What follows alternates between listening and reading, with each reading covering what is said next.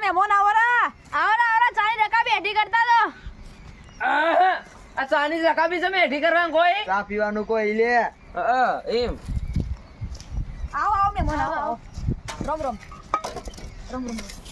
આવો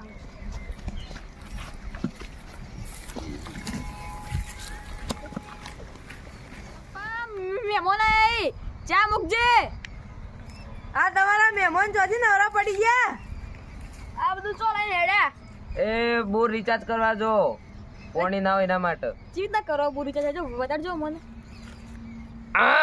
ચા બા કોઈ મળે નહીં એડો એથી આ તો મોટી મોટી વાતો કરી હા મોટું મોટું કરી ખાલી ઉખમ બનાવી બીજું કોઈ નહીં એવો લેવા એડો તાની પાવડા લે હેડો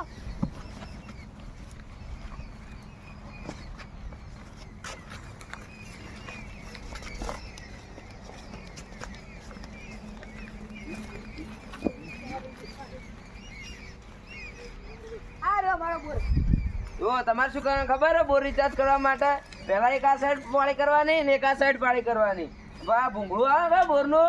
એને ફોડું પાડી દેવાનું વચ્ચે પેલી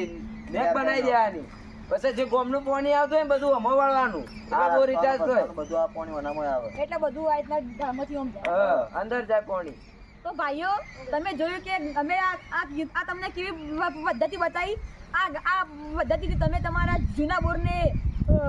રિચાર્જ કરી શકો છો અને જેથી તમારા ગામમાં પાણીની જે